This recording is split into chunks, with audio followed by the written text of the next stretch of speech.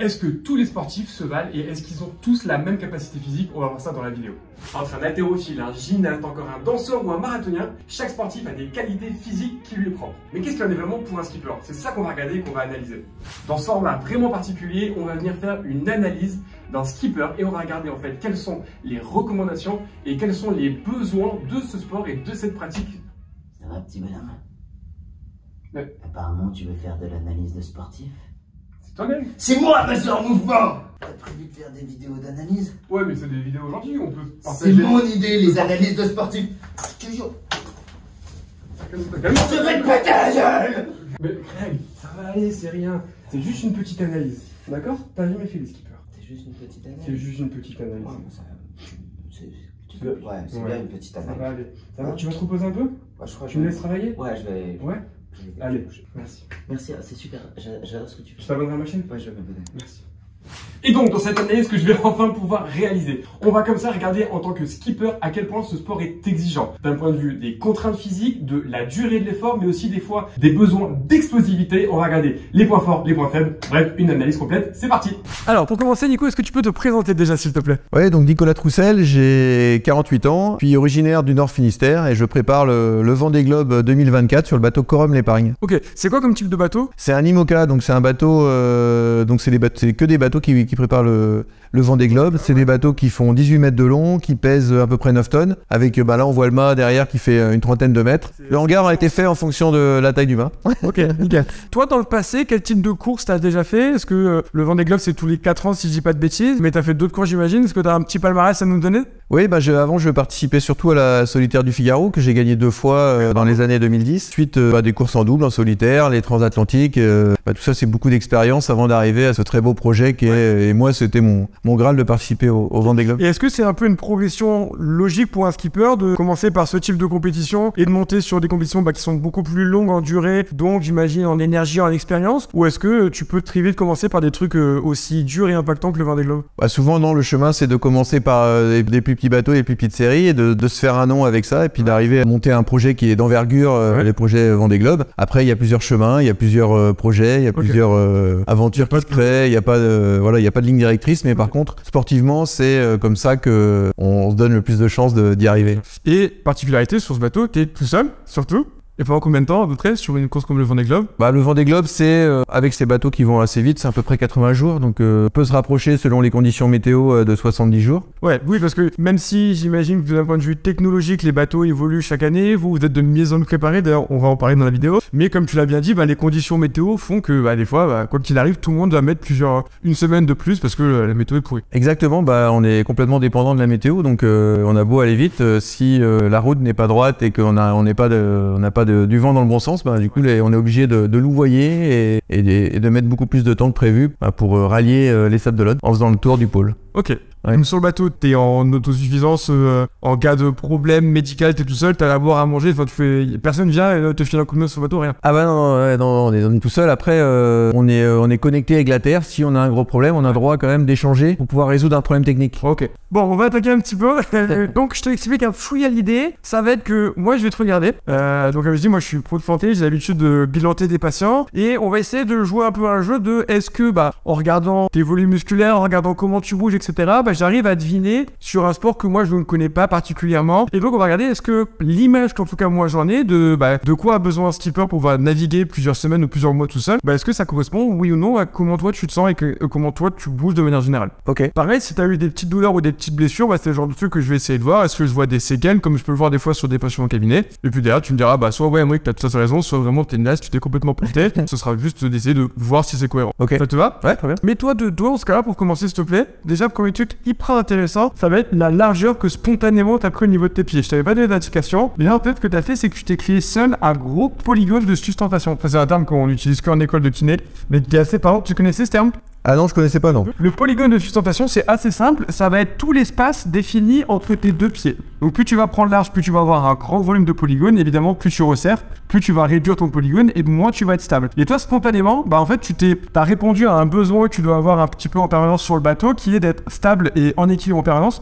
donc t'as pris très large. Est-ce que tu peux te mettre sur les 2 pointes de pied s'il te plaît? Hop, quand on voit ça, on voit bien les 2 corps musculaires, les 2 tendons bien épais, bien développés. Tu peux redescendre, merci beaucoup. On voit en plus que t'es bien stable même sur la pointe de pied, parce que quand on fait ça, on réduit le polygone de sustentation et malgré ça, tu gardes un bon équilibre. On a un bon tonus musculaire, on a un bon volume au niveau des cuisses, au niveau du bassin.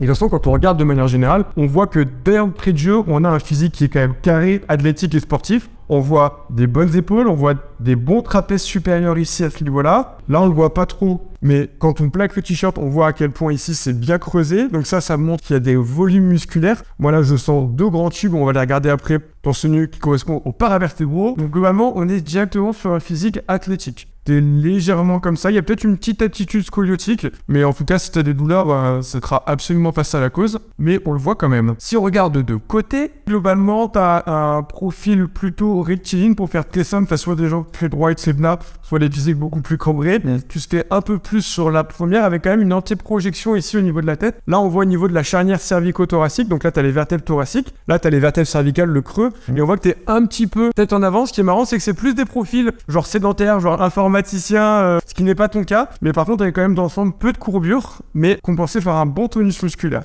Donc là, on est passé torse nu. Ce qu'on voit, c'est qu'un peu comme ce que je pensais tout à l'heure, on a un bon volume musculaire postérieur. On voit ici les muscles paravertébraux. Là, on voit les muscles fixateurs des omoplates. Est-ce que tu peux serrer tes omoplates, s'il te plaît? Nickel. Là, on voit hyper bien le fixateur, les muscles rhomboïdes. On a des muscles trapèzes bien développés. Voilà, bien. Je m'attendais à avoir un dos très fort et très tonique parce que l'image que moi j'en ai, c'est que dans ton métier passion, tu tires beaucoup. Tu vas avoir des cordages à tirer, des choses à soulever. Pour faire très simple, d'un point de vue du membre supérieur, tu as 2 grands types de mouvements. Soit tu pousses, soit tu tires. Oui. Et pour moi, tu es plus dans un métier, un sport où tu tires que quelque chose où tu pousses. Donc c'est assez cohérent là où quand tu viens tirer, où tu développes ta chaîne postérieure. Là, à l'inverse, où quand tu viens pousser, tu développes plutôt l'avant. Globalement, moi je le vois bien. Là, tu as un bon tonus, un bon volume musculaire postérieur. Là où à l'avant, tu as des pecs qui sont présents et qui sont développés, mais où tu vois, on a quand même beaucoup plus de travail à l'arrière. À l'inverse, quelqu'un qui fait de la muscu, on va pas se mentir, visuellement, ils ont quand même si c'est des orteils complets, à travailler plus les pecs, les abdos, l'avant, donc plus faire du développé couché, de la poussée. Ouais. C'est des gens qui ont plutôt un physique très développé devant et pas assez derrière. Et souvent, mon cabinet, je suis obligé de les refaire beaucoup travailler derrière pour équilibrer. Toi, c'est l'inverse. T'as plutôt un très très bon tonus et une bonne musculature à l'arrière, avec un truc beaucoup plus fort que ce qu'on a sur le devant.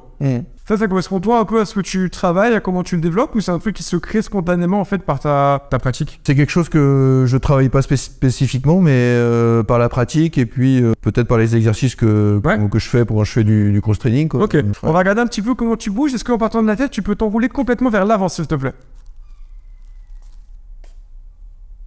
Ok, donc là c'est hyper intéressant. Donc on voit globalement qu'il n'y a pas une souplesse gigantesque, mais le plus marquant pour moi, ça va être au niveau de ses lombaires. Vas-y, repars bien au niveau de la tête. Enroule au niveau de la tête, donc là ça part. Ensuite, niveau thoracique, les vertèbres s'enroulent bien les unes par rapport aux autres. C'est pas ultra souple, on n'est pas sur un danseur étoile, mais ça bouge bien. Et par contre, quand on arrive en lombaire, là on arrive à peu près ici au niveau de ce qu'on appelle la charnière thoraco-lombaire. Donc là, il y a les vertèbres thoraciques avec les côtes qui remontent là. Et là, il se passe plus rien. Là, on a un bloc, ça ne veut pas aller en flexion, ça ne s'enroule pas. Les vertèbres restent ici complètement droites et creusées.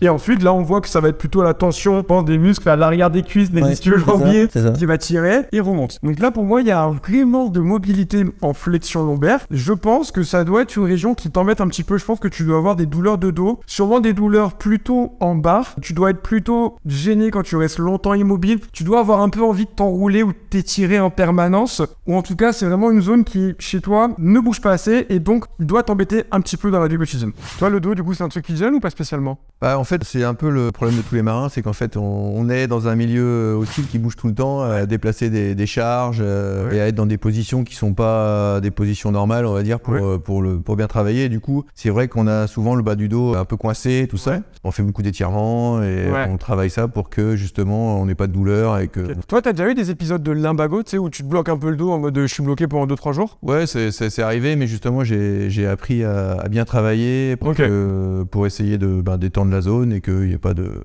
Mais après, tu verras, je te montrerai peut-être des petits exos, mais en effet, je pense que, tu vois, d'un point de vue des douleurs de dos de manière générale, on sait que plus la zone est forte, et ça, je pense que tu travailles bien, mais aussi mobile, moins la probabilité de se rebloquer, de se faire mal, elle va être importante. Et c'est vrai que c'est trouver un peu ce juste équilibre où bah il y a beaucoup de travail, on va en discuter, mais à mon avis, tu es beaucoup dans cette position-là, où tu dois du coup garder une bonne tension. Je pense que niveau prépa physique, tu as appris à être bien gainé, bien stable, mais pour autant, tu dois garder quand même ces petits degrés de liberté pour que la zone, elle bouge, pour pouvoir bien répartir. On a 5 vertèbres lombaires, les contraintes sur les 5 étages, et pas tout verrouiller comme si tu avais un fémur à la place du bas du dos. Ok, on va donc pour le reste du dos, ça me va. On va regarder un peu comment tu bouges au niveau de tes épaules. Nickel, vas-y, lève les deux bras le plus haut possible, s'il te plaît.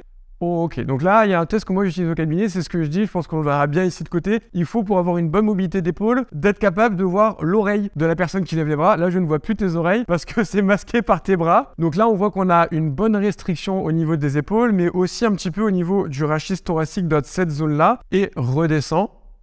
Ok. Nickel. Donc là, globalement, on voit qu'on a un manque de mobilité.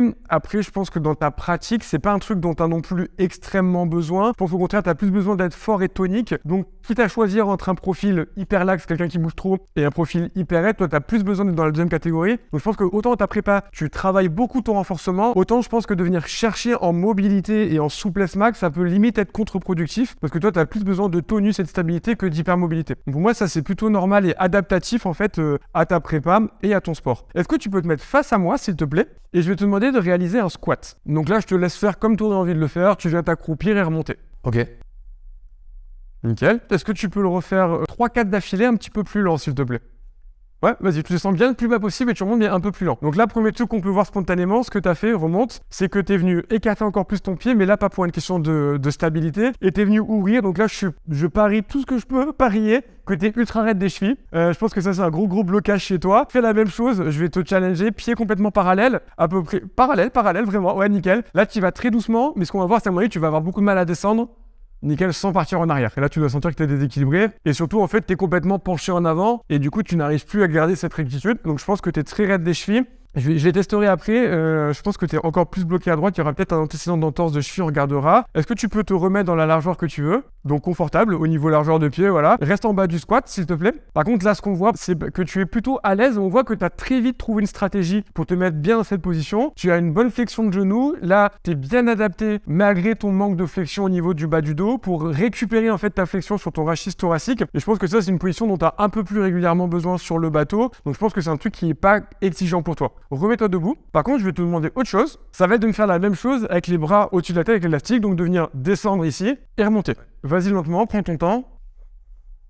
Là, ce qu'on voit, c'est que le fait que je te demande de lever les bras, je te demande un meilleur engagement à ce niveau-là. Donc, en fait, on voit que musculairement, tu y arrives. Mais par contre, tu as baissé la tête parce que tu avais besoin de te rééquilibrer vers l'avant. Là, ça doit être beaucoup moins confortable, à mon avis, pour toi. Tu peux remonter. Parce que le fait que je t'ai incliné cette mobilité du haut du corps, qui déjà était un peu un point faible, mais au final, c'est pas que tes épaules, c'est aussi tout ton rachis thoracique. Et autant, je pense que tu bouges bien et tu es très bon sur de la flexion, autant, je pense que tu es très fort en extension, mais que tu n'es pas très souple et très mobile. Donc, ça, on le retestera. Mais si ça avait été le cas, tu aurais eu beaucoup moins de difficultés, tu aurais été beaucoup plus là où tu t'es retrouvé un petit peu plus là parce qu'en fait tu avais du mal à lutter contre ta propre raideur. Et bien maintenant on va regarder un peu plus spécifiquement. Est-ce que tu peux t'allonger sur le dos s'il te plaît? Bon, je t'avoue que on va commencer par les chevilles. Voilà, bon là on va pas se mentir, donc là la flexion dorsale de cheville elle est assez limitée des deux côtés. Et tu vois, je pensais que ta droite serait plus raide que la gauche, mais au final pas trop de jaloux. Donc ça, sur les mobilités intérieures-extérieures qu'on appelle varus valgus, tu vois, tu es plutôt stable et tu es même plutôt plus mobile à gauche qu'à droite.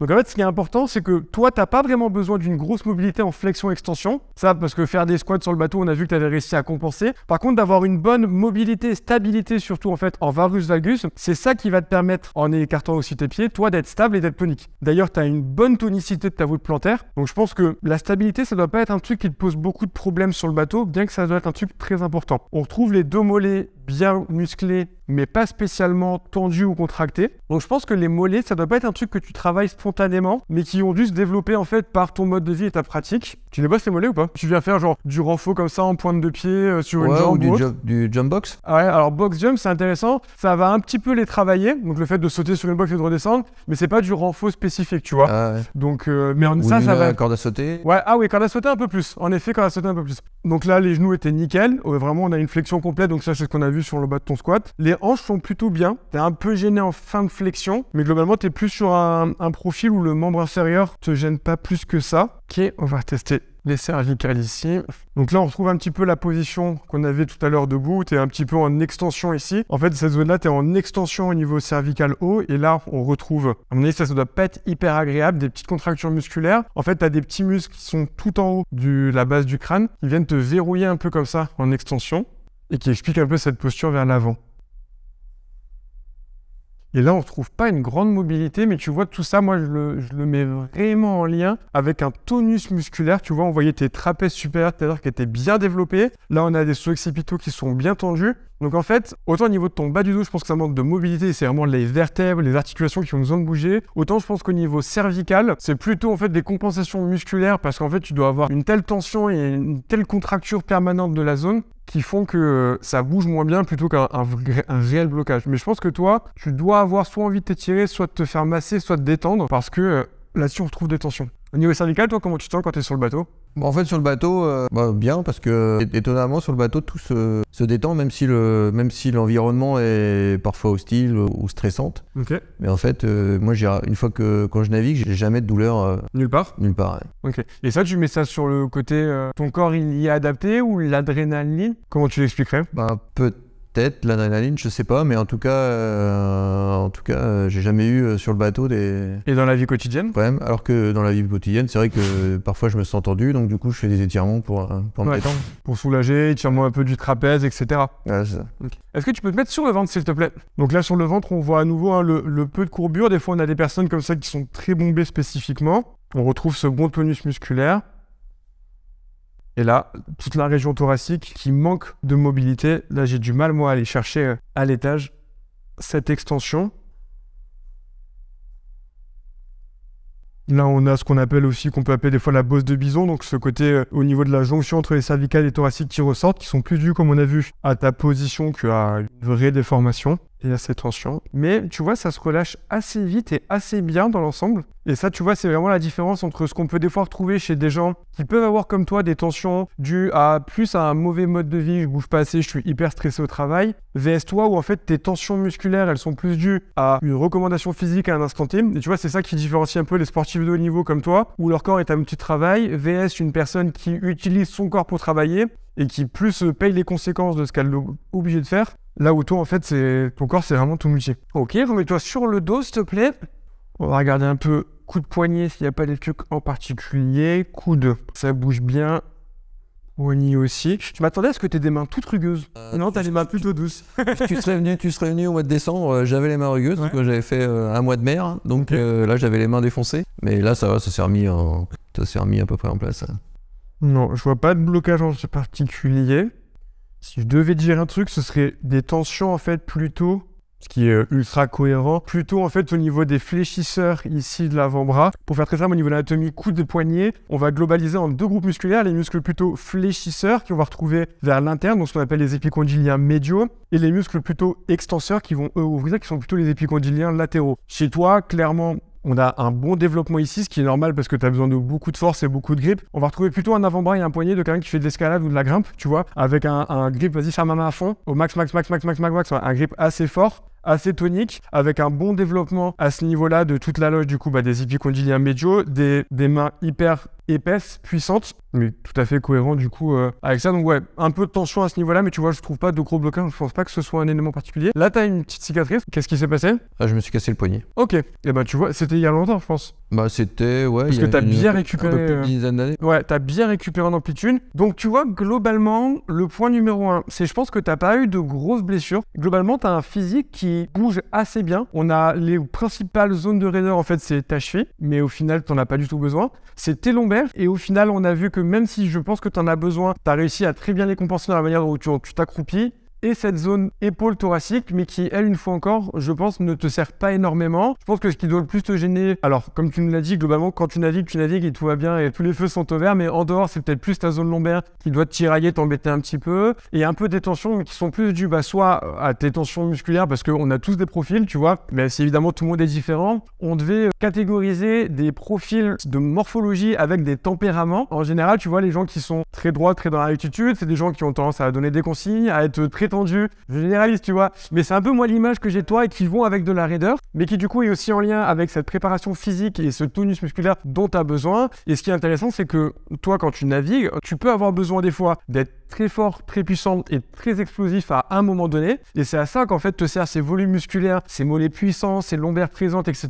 Mais au final, tu as quand même besoin d'être ça sur plusieurs semaines et plusieurs mois. Et je trouve que tu as un physique qui est assez bien équilibré justement. Tu développais beaucoup plus ta masse musculaire, bah, je pense que tu aurais du mal à tenir pendant 70 jours, on a dit. Mais que si par contre tu perdais en masse musculaire, bah tu tiendrais peut-être les 110 jours, mais par contre, pour des moments où tu as besoin d'être réactif parce que bah, la météo est pas ce qu'elle était, ou il y a eu un changement de cap, je sais pas si ça se dit comme ça, bah tu serais moins présent. T'en penses quoi toi par rapport à la mer, tu le ressens et comment ça se passe en réalité sur le bateau? Dans la réalité, en fait, moi, ma préparation, elle est de me sentir fort pour faire n'importe quelle manœuvre, être capable de réagir rapidement et de sortir d'une situation facilement physiquement, quoi. Et là, effectivement, j'y arrive, quoi. Donc, c'est ça mon objectif et j'y arrive, donc c'est bien. Donc, c'est être capable de faire des manœuvres lourdes et de pas avoir dans la tête à se dire, bah là, il faut que je change, mais ça va être compliqué, je vais être cramé après. Et voilà, donc moi, si jamais il faut faire le changement et parce que le bateau sera plus performant, il ira plus vite après, bah, je veux ne pas avoir cette limite-là, en tout cas. Ouais, mais ça, ton corps, il y répond très bien, je pense. Ouais, c'est ça, exactement. Ouais, c'est ce qui en ressort. Est-ce que dans ton passé, tu as eu d'autres blessures? On a parlé un peu de sa fracture de poignet, mais des trucs où je serais passé à côté ou pas spécialement? Non, ça c'était vraiment, en fait,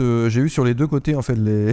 En torse? Non, c'est quand je suis tombé et je me suis rattrapé sur les poignets, je me suis cassé les deux poignets, donc un plus grave que l'autre. Ok. Et les chevilles, il y avait des entorses ou des trucs comme ça? Ouais, les chevilles, il y a des entorses. Ok. Ou t'es né avec 2 paquebots au niveau des chevilles, t'étais raide. Non, mais en fait, en manipulant, j'arrive à les débloquer les chevilles, donc moi je suis suivi avec un ostéo qui fait ça, et du coup, bah, c'est vrai qu'entre 2 séances, des fois ça se rebloque selon l'activité que je fais. Et voilà, mais j'arrive à les libérer facilement. Ouais. Toi, dans ta prépa physique, tu fais combien de séances à peu près par semaine de sport comme ça? Je dirais que je fais du sport entre 3 et 6 fois par semaine. Ok. Et c'est des trucs un peu généraux, globaux? Ouais, c'est beaucoup de course à pied parce que c'est facile et c'est rapide, donc je vais faire entre 2 et 3 fois de la course à pied dans la semaine. À peu près. Là, le but de ça, c'est de te préparer niveau cardio et niveau c'est ça, forme générale. Forme générale, et même ça permet de s'aérer.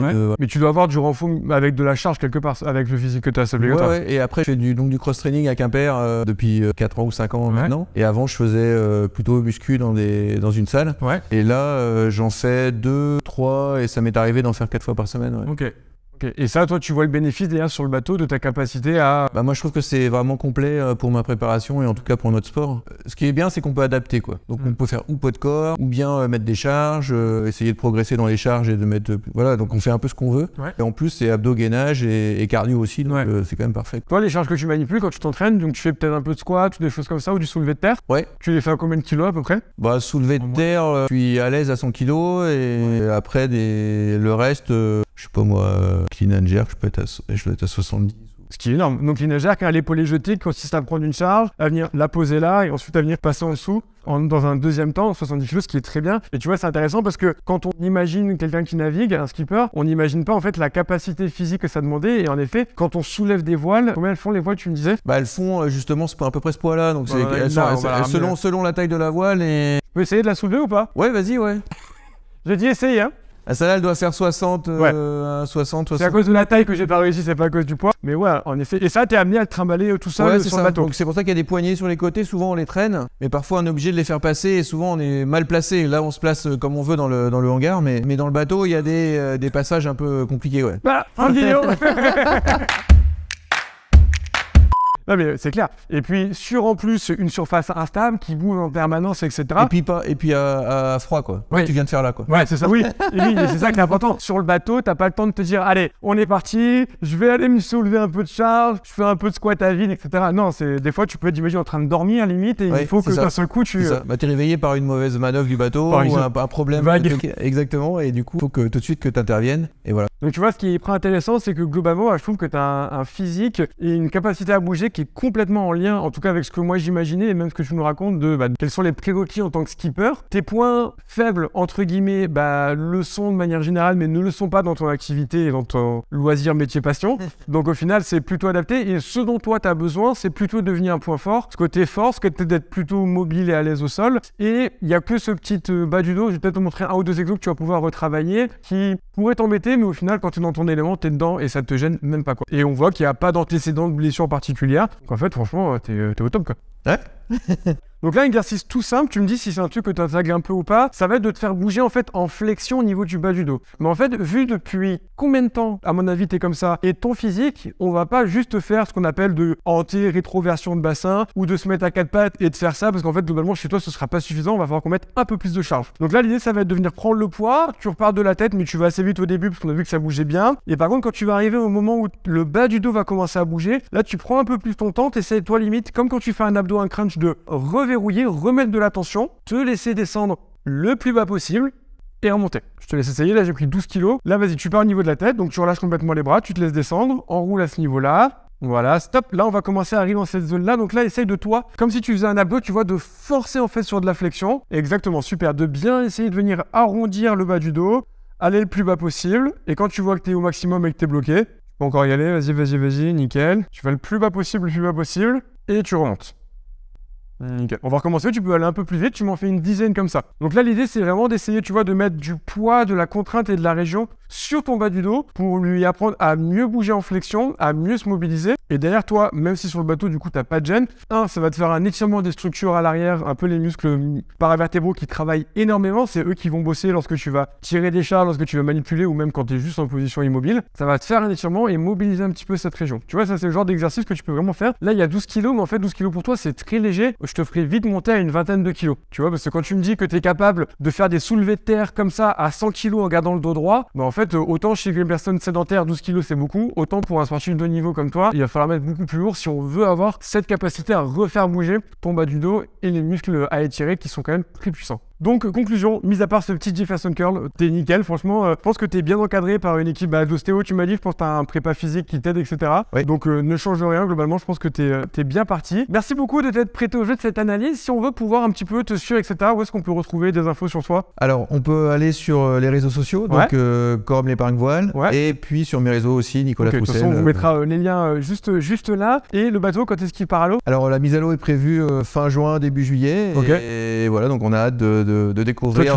Tu dois bouiller les dents? Bah ouais, mais il faut être un peu de patience encore. Et la première fois que tu remontes dessus, une fois que tu l'as pas touché pendant longtemps et qu'il y a eu des modifs, tu vois une vraie différence, toi? Ou c'est léger? Ou c'est plus le plaisir de remonter et de... En fait, à chaque fois, il y a des différences. Du coup, on a hâte de les voir, etc. de tester et de modifier. Donc là, on a fait des grosses modifs en vue du Vendée Globe 2024. Donc on a hâte que le bateau Corum l'épargne retrouve son élément et naviguer et retrouver les sensations aussi de ces bateaux extraordinaires. Trop cool. Bah écoute, en tout cas, moi, je te souhaite bonne fin de préparation, bon courage pour le Vendée Globe en 2024. Et puis si la vidéo vous a plu, pensez à mettre un gros pouce bleu. Si vous avez des questions sur tout ça, vous n'hésitez pas à les mettre dans les commentaires. Et puis à bientôt. Ouais, merci Bye. Eric.